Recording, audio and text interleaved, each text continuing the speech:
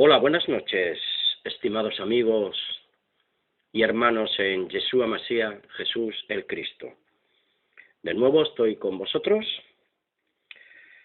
desde mi pequeña morada, de mi humilde atalaya, pues para compartir de nuevo este otro humilde vídeo que les presento a todos ustedes, a todos vosotros, desde el respeto y desde el amor que nos debe de caracterizar como creyentes en la verdad una vez dada a los santos. Lleva el título ¿Qué nos ha de conmover?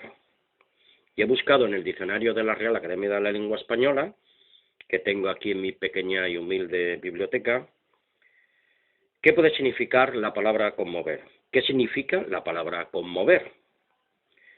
Y he traído dos apartados relacionados con la palabra conmover. La primera es enternecer, que es mover a la ternura. Como por ejemplo, sus continuas muestras de afecto acabaron por conmovernos. Y en el segundo apartado, segundo punto, sobre el asunto este del conmover, también es utilizado como un pronombre o pronominal o un verbo pronominal. Como por ejemplo, pues, perturbar, inquietar, alterar, mover fuertemente o con eficacia. Pues como por ejemplo, el ataque de la artillería no conmovió nuestras defensas. Vamos a pasar todo esto al plano religioso y espiritual. Ténganlo en cuenta ustedes. Vuelvo a repetir la pregunta. ¿Qué nos ha de conmover? Les cito una conmovedora oración que la aprendí hace muchísimos años de una buena amiga de Chile, que decía: la paz es como la sonrisa de un niño que crece en el tiempo. O esta otra,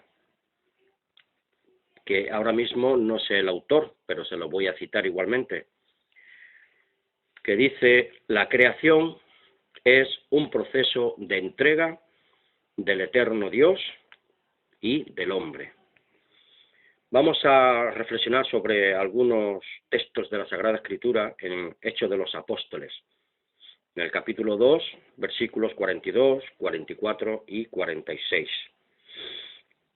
Bien, el versículo 42 nos dice así: y perseveraban en la doctrina de los apóstoles, en la comunión unos con otros, en el partimiento del pan y en las oraciones. Fíjense, toda la comunidad al unísono participaban en la comunión, tenían comunión unos con otros, estaban de común acuerdo, pues oraban, predicaban la doctrina del Padre en esa iluminación divina que iban recibiendo. Y todos aquellos que recibían la palabra, pues eran bautizados en la fe del Mesías que se predicaba. Y también recordaban el sacrificio expiatorio, obraban y disfrutaban de lo milagroso en aquel tiempo y del poder del Espíritu del Padre, y al unísono se conmovían y se gozaban mutuamente del amor y la bondad inmerecida recibida del Padre Eterno y en su Redentor, el Mesías, que los rescató de su vana manera de vivir. ¿Y qué pasaba? Pues nos lo dice el versículo 44, que todos aquellos que habían creído en el Mesías, en la salvación, en el Evangelio de las buenas nuevas del reino, estaban juntos y tenían en común todas las cosas. Conmovedor, amigos, conmovedor. Esto es un proyecto utópico que se realiza en tiempo real. Naturalmente no tenemos que esperar al Mesías, aunque lo esperamos, para que venga a reinar literalmente en nosotros, porque ya reina, pero vendrá a reinar literalmente y físicamente. Sin lugar a dudas, vuelvo a repetir, se establecerá el reino literal y físico del Eterno, con Yeshua a la cabeza, como rey en la tierra en el milenio. Mientras tanto, nosotros, ahora, los que hemos creído en esta obra salvadora, de las buenas nuevas del reino, ahora y en tiempo real presente, naturalmente debemos hacer una realidad viviente, vuelvo a reiterar, esta utopía en nosotros. Porque el proyecto del Mesías, Yeshua, Jesús, se orienta hacia la consecución de una convivencia en igualdad, en fraternidad, en solidaridad, en libertad y, sobre todo, preferencia por los más pobres y más desgraciados de la humanidad doliente. Nosotros, como creyentes, somos un símbolo de esperanza en el presente, sí, pero con proyección de futuro, el futuro reino milenial con el Cristo, el Mesías. Ahora mismo, naturalmente, somos un prototipo testimonial de alcance universal, por eso somos sal y luz en un mundo de tinieblas. Amigos, hermanos, con nuestro ejemplo, vamos anticipando y nos vamos anticipando y anticipamos un futuro mejor. Es decir, que esta utopía asume las experiencias y aspiraciones más profundas del hombre y las organiza en torno a un proyecto, sí, que se debe realizar en un futuro más o menos inmediato. Pero nosotros ahora en tiempo real somos símbolos, somos ejemplos vivientes de esta utopía pronto a realizarse, pero que ya se está realizando en cada uno de nosotros, los creyentes en Yeshua Mesías, que es vivir y accionar el proyecto imperecedero del Mesías en cada uno de nosotros en tiempo real. Es demostrar, pues, que realmente amamos con el entrañable amor de Yeshua, que es seguir su ejemplo hasta el madero de tormento, en favor de la humanidad doliente. Por eso digo que obras son amores y no buenas razones. Y en esta proyección y en esta realización llegamos al versículo 46 que dice: y perseverando unánimes cada día en el templo y partiendo el pan en las casas, comían juntos con alegría y sencillez de corazón. Nosotros, amigos, ahora somos el templo de la Ruach de Abba Kadosh, el Espíritu Santo del Dios y Padre de cada uno de nosotros. Me surge una pregunta, amigos, y tengo que decirla porque me siento moralmente y espiritualmente obligado a ella. Y la pregunta es: aparte de esta primera congregación apostólica, misionera, que era carismática y solidaria, además de hospedadora y de un servicio devocionado a la verdad, sin el espíritu del materialismo y sin ningún tipo de fraude o de robo a la membresía, ¿existe realmente en algún lugar de la tierra, en tiempo real, en el presente que estamos viviendo? Porque de todas estas personas que habla la historia en el libro de los apóstoles, miles de estas personas de la primera congregación, desgraciadamente, pagaron con sus vidas por causa de esta fe utópica, que vivieron naturalmente en primera persona en sus propias carnes, en tiempo real, sin miedo, sin intereses creados por parte de ninguno de ellos, sin ese espíritu materialista y mundano, y sin abusos de poder, poderes de facto, que son dioses ajenos, que son adoradores en espíritu y en verdad, estos hermanos de Yeshua. Adoraban en espíritu y en verdad al único y verdadero Dios, siguiendo el ejemplo del Mesías en el madero de su propio suplicio personal. Porque lo que hoy se conoce y se manifiesta, naturalmente, a nivel general, es una blasfemia, un insulto a la verdad. Es alta traición al Mesías, Yeshua, es un pecado de idolatría de la más crasa naturaleza diabólica. Las estadísticas no mienten, hermanos. Pero el apóstol Pedro nos dice ante esta situación, si alguno de nosotros la está viviendo, que Hechos 3, 19 al 21 nos dice así: así que arrepentíos y convertíos para que sean borrados vuestros pecados, para que venga de la presencia del Señor, eterno Dios, tiempos de refrigerio para cada uno de nosotros. ¿Para qué?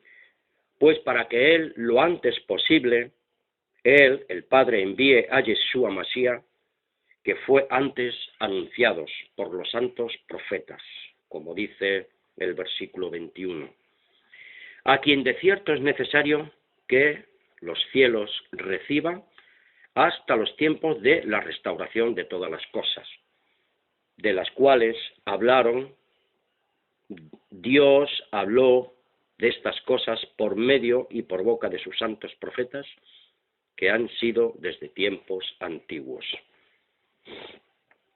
Y llego a una reflexión personal. Ya cada uno tome su propia reflexión al respecto, pero yo, con toda seguridad, no seré persona grata o digna de confianza para muchas iglesias por mi manera de presentarme, o sectores grupales y religiosos.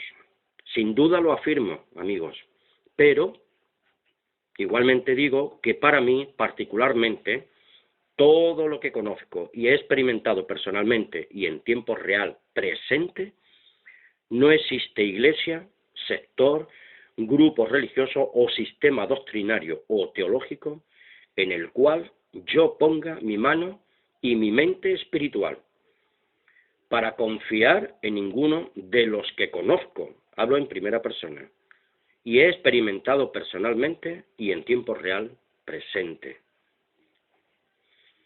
Porque todo es difuso, engañoso, perverso, manipulador, abusivo y arbitrario, de buscar la preeminencia y ese falso culto a un liderazgo de facto, culto a la personalidad. Porque dice el apóstol Pablo, en 1 Corintios 13:13, y ahora permanecen la fe, la esperanza y el amor. Estos tres, pero el mayor de ellos es el amor. Fe, esperanza y amor. Fe no en el hombre, sino en el eterno Creador. Esperanza, sí, pero solo en la promesa que nos ha dejado el Mesías, Yeshua Masías.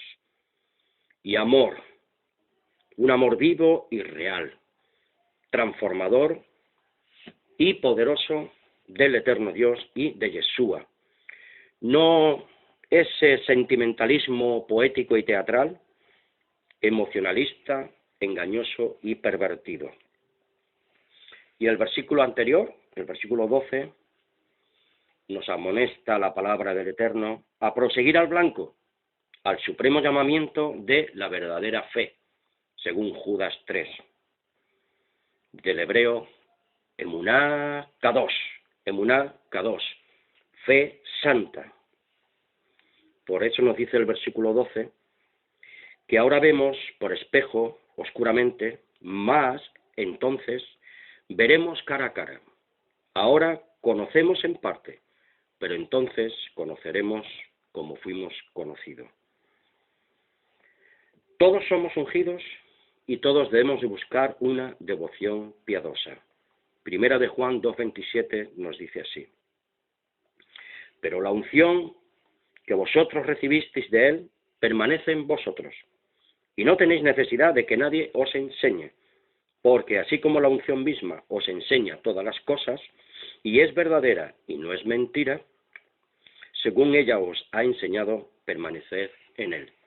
Les recuerdo, amigos y hermanos, el episodio de la samaritana en el pozo de Jacob. Lo pueden ustedes leer cuando tengan su Biblia a mano, en Juan 4, 23 y 24. Que algunos de los aspectos de la historia era: usted me parece profeta, Dicen nuestros antepasados, nos dijeron que aquí deberíamos de adorar y los judíos dicen que debemos de adorar en Jerusalén. Y entonces la divina palabra a través del Maestro Yeshua dice, ni en Jerusalén ni en Samaria, sino que el Padre busca verdaderos adoradores en espíritu y en verdad. Y por último, para concluir, amigos y hermanos, les voy a leer al profeta Isaías. Si tienen Biblia a mano, por favor, vayan ustedes a ella. Y vamos a leer, para terminar esta reflexión, Isaías 29, 24, que nos dice así. Y los extraviados de espíritu aprenderán inteligencia, y los murmuradores aprenderán doctrina. Que paséis todos una buena noche. Vuestro amigo y hermano, desde su humilde atalaya aquí en Valencia, vuestro amigo y hermano y siervo en la verdad una vez dada a los santos, Valentín Núñez Rivero. Muchas gracias y hasta una próxima intervención. Shabbat, shalom, shalom, shalom. Amén.